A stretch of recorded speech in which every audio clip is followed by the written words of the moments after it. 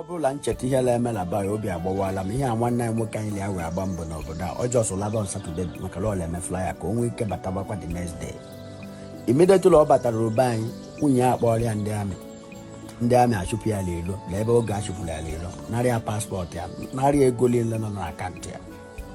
The next day nwanne anyị nwoke anọ na họteelụ nwụọ asụlọṅụrụ snapa nwụọ. Anyị adịbara jụọ and onye abụọ onye achara izu ala biko nụ onye nwezikwarị mmadụ ka a jụọ ka a mara ihe gburu nwanne anyị ọ mebụlọ ndị amị gburu ọ mebụlọ nwunye ya gburu ya bikọs akụbaghị ihe a nọ dịka akụkọ ihe nwanne anyị nwoke anyị lia n'obodo China nwere ihe mere ya ezigbote afọ ya bụ Chimezi onye achara izu ala ghọtago ọkwefụlụ otu nwanne anyị nwoke siri gaa na were nwa asịlọ nwunye ya kpọrọ ya ndị amị nwaanyị ji ego were lọta kpọọ gị ndị amị na gị paspọtụ iji eme travel napụ gị ego niile iji kpapụ gị n'ilo leta ihe ala anụzi na-abụ lọṅụrụ snapa. My name is Right Honorable Afam Ubi. I was the Deputy Speaker in Anambra State House of Assembly. I thought I was doing well for myself and my family until the devil attacked. Devil attack you.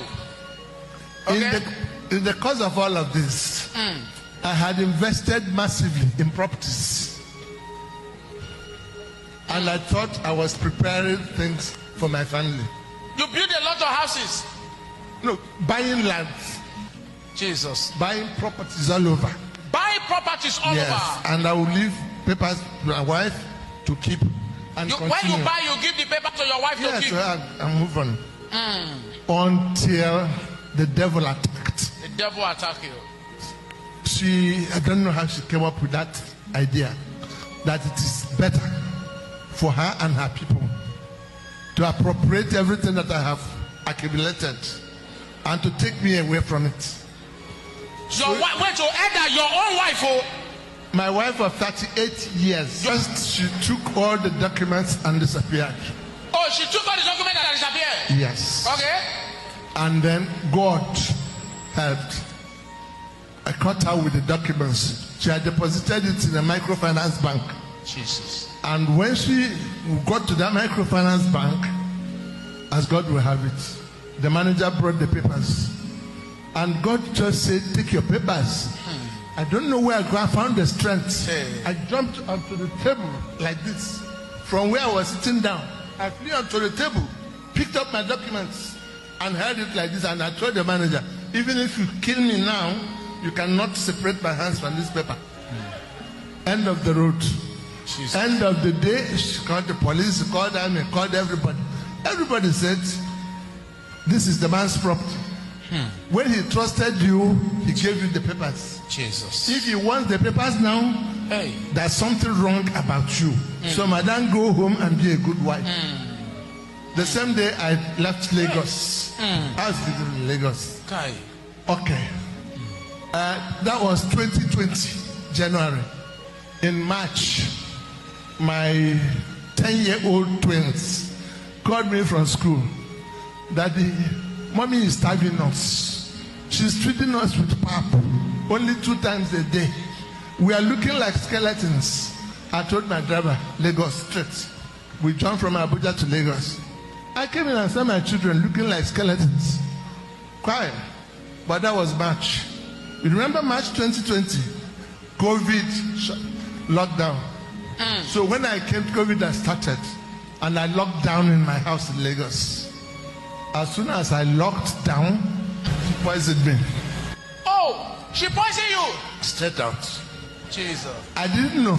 Igbo mụrụ m ana m ekene unu ọgwụnụ fụrụ ụzọ ihe onyonyo na-aba anyị nene nke bụ nwanne anyị nwoke nọ China nke a sị na achụpụrụ na be ya o buru ngwongwo jezie na hotel room otu esi wee kọọ ọ bụrụ na ọ nwụrụ sniper bụrụ na elu obi gburu ya enwere onye mmanụ ọ bụrụ na mmadụ bịara ebe a gbutọpụ ya enwere onye mmanụ mana one thing leads to another ọ ife na-akpata ife ji wee mee ọ ife mere ede ji wee bee nwee ngekwazie nke ọzọ unu nụkwa 38 years of marriage nwaanyị welu tinyeru di ya poison ka o tiri ya nsi ka ọ nwụọ ka e wee kpakọrọ akụnụba amarọ m ma gold diggers ka a na-anụ in the name of di na nwunye ozi ya na-ezi ada ejere sọsọ ụmụ nwaanyị o, maka ka ọ dị onye na-ele ele ka ọ dị onye na-azụ azụ. Mmiri na-ama agboki na-ama ma efi ọchị ya ga kịta. Ọ gwefuru ndị Igbo ndị Igbo amaka, Igbo dị egwu. Chineke nyere Igbo ngọzi pụrụ iche, mana sọsọ ofufe ka ya wee wepụ ndị Igbo adị ka ndị mmụọ ozi. Emefedefe ahụ ego, ụba na-ese, akụ bụ ilo, ụba na-ese, o nwere ife ọzọ. Mana amarakpa anya bụ akụ amarakpa na-edofe ahụ, maka enwe ndị zakwara afa sị na akụ na-edozi obi, akụ na-ebi okwu. Mana ọtụtụ mmadụ hapụrụ nya bụ akụ, ọ na-aghasarụ ha ndụ ha, na-aghasarụ ha ezinụlọ. Ụmụazị tosi n'ụdị ụlọ a na-enwe ụdị divishọn a, ụdị marital crisis a, kedu ka ha ga-esi wee too? Ka efe ya bụ their fate in our society, ka efe ya bụ the futuristic results. Ewepụ ego ịfụ na ndị Igbo amaka. Kpata na ịbụ ebe ndị ọgaranya ndị Igbo zukọ, ha na-enwekarị ọṅụ, maka ilo na-asị na ana ma ụmụnna nwezuo akụ, ha na-enwekarị ọṅụ. Mana ị bịara n'ebe ụfọdụ ji ụfọdụ ejirọ, ịfụ ma ntọ, anya ọkụ, ekworo, ife niile aka ya afụ. Ewepụrụ anụ oke ọchịchọ na ego, ịfụ na onwere ndị dị ka ndị Igbo na mba ụwa niile. Amụrụ m gold diggers in the name of di na nwunye. Ọzi funny business na mbụ marriage. Ọ bụrụ ọzọ ife ọ bụ mgbe anyị na-eto eto. It is better to live single than to live with a witch who is a bad wife. It is better also to live single than to live with a man who is a wizard as a bad husband. Oh yes. Ife anyị na ya bụ ka nghọta were ọnọdụ ebe nghọtafie dị. Ọ ife eji ama maturity.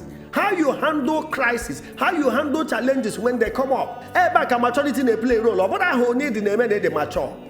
Enwe some elders amara ife, ndị okenye dara iberibe. Nwee some youth nwere uche karịa ndị okenye. Okenye abụrụzi by age. Know how you handle matters. Ị bụrụ nwoke chekwa be gị. Ị bụrụ nwaanyị kpuchite ezinụlọ gị. Nwaanyị bụ ụlọ. Women are home builders. Ị bụrụ nwoke, ọ bụrụ ife niile efuru itiche anya na ya. Nwoke ọ na-akọcha ife ọfọ, ịma na onye ahụ abụrụ nwoke.